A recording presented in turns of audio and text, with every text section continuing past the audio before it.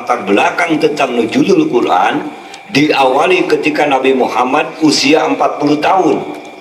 Bahkan dalam sebuah riwayat, Rasulullah Shallallahu Alaihi Wasallam setiap bulan puasa kurang lebih hampir 11 bulan puasa beliau sering menyepi di Gua Hira. Maka ketika yang ke-12 itu Rasulullah ketika berada di Gua Hira, datanglah malaikat Jibril, persisnya adalah pukul 12.00, datanglah malaikat Jibril membawa wahyu. Kata malaikat Jibril adalah, "Ya Muhammad, Iqra bismi." Karena Nabi Muhammad tidak bisa baca, yatim piatu, tidak sekolah. Apa jawabnya? "Ma'ana biqori," saya tidak bisa baca. Jawab lagi malaikat Jibril, "Ya Muhammad, Iqra bismi." Jawab kemudian, "Ma'ana biqori," saya tidak bisa baca. Lalu yang ketiga adalah, "Ya Muhammad, Iqra bismi," dilanjutkan oleh Muhammad, "Iqra bismi rabbikal ladzi khalaq, khalaqal insana min 'alaq," dan seterusnya. Itulah adalah latar belakang nuzul Quran. Ayat yang pertama turun adalah surah Al-Alaq dari ayat 1 sampai 5. Yang kedua, apa pengertian Al-Quran baik dalam konteks bahasa maupun dalam konteks istilah. Al-Quran menurut bahasa sebagaimana jumhur ulama ahli nahwu sorof, asluhu, asal katanya adalah qara'a yaqra'u Qur'anan. Qara'a bi'il madi, yaqra'u bi'il mudhari', Qur'anan adalah masdar taukid. Jadi kalau diterjemahkan adalah qara'a bacaan.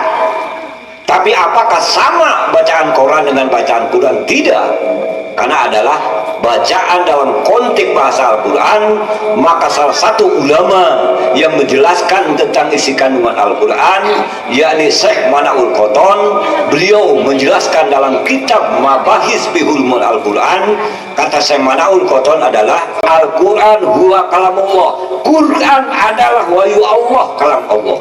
Al-Mujiju munajalu ala Nabi Muhammadin sallallahu alaihi wasallam, yang diturunkan, yang diwahyukan kepada Nabi Muhammad sallallahu alaihi wasallam bi malaikatu Jibril al-muta'abbadu bi tilawatihi, bahwa Al-Qur'an adalah wahyu Allah yang diberikan kepada Nabi Muhammad melalui pelantara malaikat Jibril al-muta'abbadu bi tilawatihi, dan dianggap ibadah cara membacanya.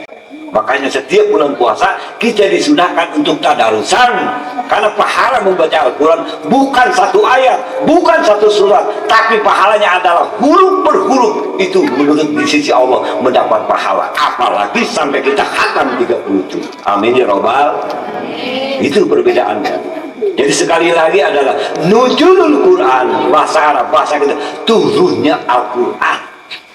Setelah itu, setelah dari mulai surat Al-Alaq terus kurang lebih dalam kurun waktu 23 tahun. Itu Al-Quran 3 sekaligus, nggak berarti sekaligus 30 juz, 23 tahun sesuai dengan peristiwa yang terjadi. Ketika Nabi Muhammad mengalami kegalauan, buntu informasi, apa wahyunya? Dijawab oleh Allah. Salah satunya adalah ketika terjadi provokasi antara suku dengan suku yang lain, Nabi Muhammad difitnah, maka turun ayat, "Hei Muhammad, tabayun dulu. Turunlah ayat. Yang terakhir adalah Rasul diberikan wahyu ketika di Haji Wada.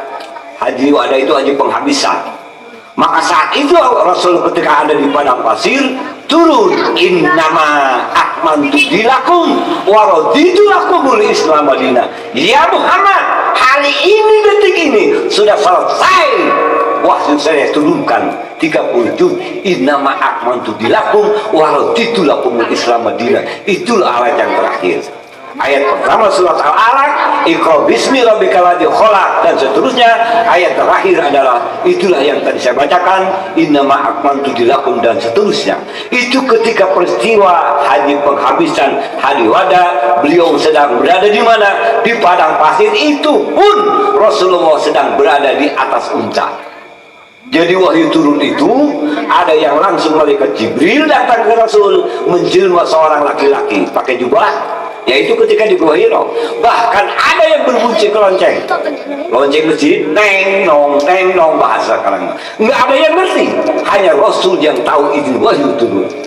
Bahkan ada yang melalui mimpi, ada yang melalui isyarat batin. Jadi yang 30 juz itu tidak langsung setiap hari malaikat Jibril datang. Ada yang melalui impian, isyarat batin dan seterusnya sampai 30 juz.